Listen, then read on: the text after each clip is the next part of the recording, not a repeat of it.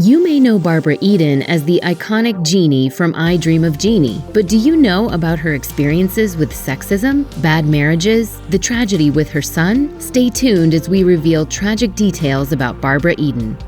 During the Great Depression, Barbara Eden's family shared their house with one of her aunts and her husband. In her memoir, Jeannie Out of the Bottle, Eden revealed, "My parents' financial existence was so perilous that we moved around a great deal. I attended 5 different schools in San Francisco, and we lived in 5 different homes." She added that despite the financial hardship, the household remained positive, writing, "In those far-off years during the Depression, however poor my parents were, they still hadn't forgotten how to love, how to laugh, and how to dream." Despite her family's unlucky circumstances, Eden developed a love for show business and started studying singing. As the Bay Area Reporter noted, she even overcame her financial situation to become Miss San Francisco in 1951. Eden recalled, "I was studying acting, and my acting teacher said that I was shy. She said if I could stand in a bathing suit in front of people, it'd help me." She added that even if it was embarrassing, it still taught her a lot, saying, "It was a wonderful experience. I was shocked when I won." When Barbara Eden decided to take her skills to Hollywood, she had to deal with misogyny from the industry, especially when it came to her body. She told the Sydney Morning Herald of a depressing incident with a talent scout at Warner Brothers, who showed Eden an image of his own daughter and suggested that Barbara needed to have a bigger breast size like hers. Eden recalled that the crude advice was dismaying, but she tried to stay optimistic about her career, saying, "I put it in perspective and realized that not every part is written for a big busted woman, so I decided to be a character actress." As she told the Spokesman Review in 1989, however, the story had an unexpected ending. Eden saw the same agent on the Warner Brothers lot about half a year later, saying of the exchange, "He asked me who I was. I told him, and he didn't remember me. He said, 'We're going to screen test you. You're going somewhere.' So I always try to remember that, to have faith in yourself because things aren't always what they seem." As Barbara Eden's career took off, her friends and managers encouraged her to start dating other actors. As she revealed in an interview with the Sydney Morning Herald, she agreed to be set up on a date with Michael Ansara, a star of the hit TV show Broken Arrow, and the pair formed an instant connection. As she recalled, "I fell madly in love, as he was a kind man and a wonderful actor." But Eden had a boyfriend already, a refrigerator delivery man named Tony, who didn't take the news well when she told him that she wanted to break up. He became so unstable that Eden had to ban him from the lot where she worked, according to her memoir. When she received an alarming phone call from him one night, Eden and Ansara raced over to save Tony from a suicide attempt. Eden wrote of the incident, "To our great relief, Tony ultimately survived, but from that night on, I viewed Michael with new respect." They say that you should never meet your heroes, and Barbara Eden learned that lesson early in her television career. While guest starring on I Love Lucy, Desi Arnaz allegedly pursued her so aggressively that she had to literally, quote, hide from him. She went on to write, "Now, I'm not a prude, but as far as I've always been concerned, married men are completely out of bounds to me. Desi seemed to pop up wherever I was during rehearsal. My solution? To hide from him whenever I saw him coming." Luckily, Arnaz seemed to get the message by the time they finally shot their dancing scene together, to Eden's relief. She still had a positive working relationship with Arnaz's wife, Lucille Ball, who liked her comedy timing and reportedly considered putting her under contract. Eden told the Television Academy, "Of course, I was in awe, but she was so kind." The comedy icon even invited Eden into her dressing room and helped the younger actor with her dress, adding sparkles so that it would look better on screen during the dancing scene. They might have been one of the most iconic pairings in sitcom history, but Barbara Eden had to fight for her co-star Larry Hagman to stay on I Dream of Jeannie after his alcoholism worsened behind the scenes. He was very unhappy in the show. The minute we'd get in front of the camera, he was there. He was awake, he was there, and he was doing it. She recalled how she argued with producers who threatened to fire Hagman, saying, "He was wonderful in that part. It would have been a huge mistake. I'm sorry for him because he didn't like doing it, but he thanked me for saving his house." As Eden told the Sydney Morning Herald, the sitcom's writing might have contributed to Hagman's unhappiness. She said, "When the cameras rolled, my co-star Larry Hagman was wonderful, but he despised the scripts. She added that at one point he even dramatically showed his contempt for them by urinating on one, claiming, "At that time, Larry was drinking and taking diet pills. He really wasn't himself."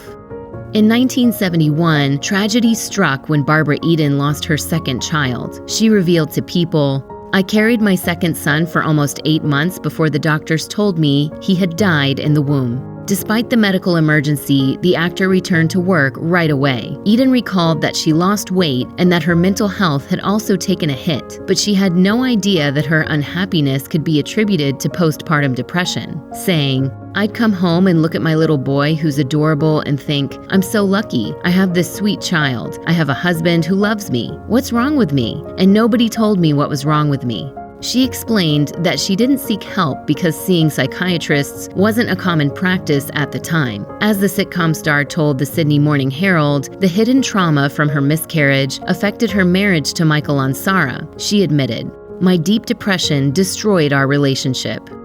Although Barbara Eden's marriage to Michael Ansara lasted 15 years, the miscarriage of her child was too traumatic for it to survive in the end. She revealed in her memoir, "Michael and I did try to talk about our marital problems, but every time we talked, the chasm between us grew deeper." Eden finally asked for a divorce, which shocked Ansara, and they were separated by 1973. As the Spokesman Review reported, Eden was particularly heartbroken when she got remarried and left California to live with her new husband in Chicago. The relocation meant that her ex-husband now had custody of their son, Matthew, who was deeply affected by the split, as Eden found out years later. She wrote in her memoir, "I still regret our divorce because the repercussions it would one day have on Matthew would turn out to be cataclysmic. Had I been able to look into a crystal ball at the time, I would have stayed in the marriage until Matthew was an adult, but I didn't."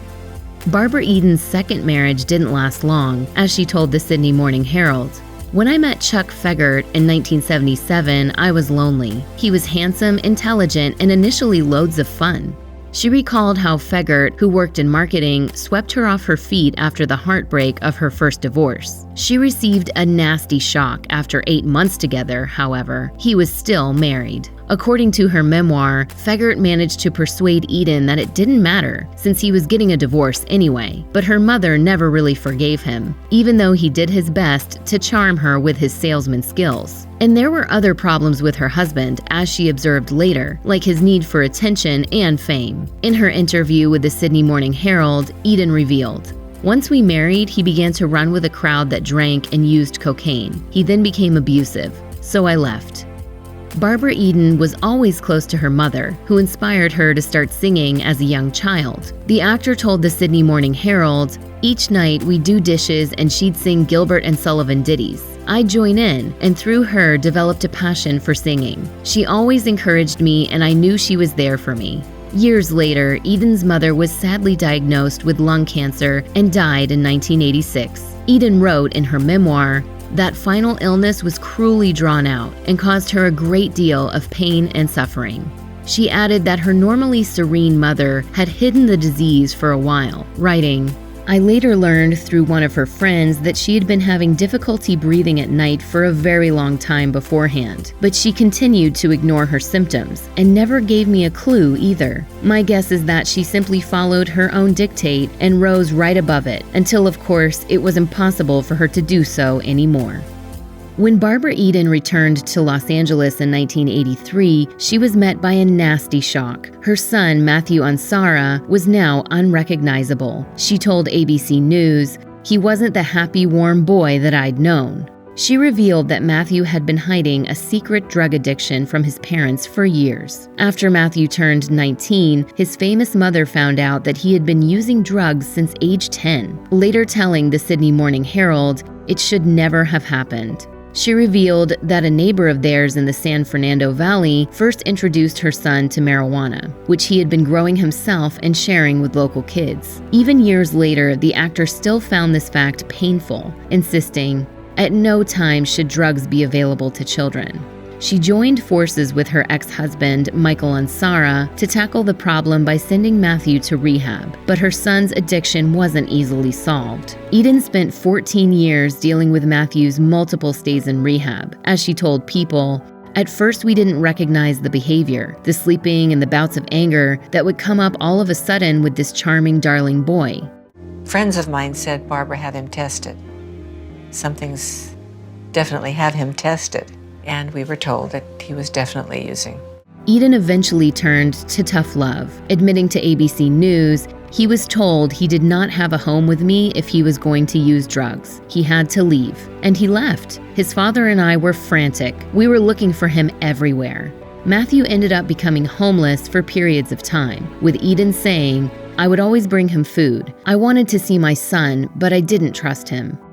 The defining tragedy of Barbara Eden's life came in 2001 when her son died from a heroin overdose. Michael Ansara had been sober for a while and was working as a bodybuilder at the time. He had also gotten engaged to his girlfriend. Eden told ABC News, apparently he had taken a hit of heroin and he hadn't had it in quite a while, I guess. It killed him. It stopped his heart. This loss was absolutely crushing for the former sitcom star, who partially blamed herself, admitting to People, I don't think there's anything worse than to lose your child. As a parent, I had a lot of guilt and anger. She added, I began to speak with parents who are going through the same thing. I think parents should know that it's not a bad thing to be strict with your child. If you know what's going on, you have a chance to help. Ultimately, it's up to them, but there's hope. Eden also reflected on her son, remarking that Matthew was a, quote, beautiful human being inside and out when he was sober, going on to say, even though he was 35, he was still my baby. You haven't failed anybody. Your dad loved you. And I love you more than anybody on this earth. If you or anyone you know is struggling with addiction issues, help is available. Visit the Substance Abuse and Mental Health Services Administration website or contact SAMHSA's National Helpline at 1-800-662-HELP 4357.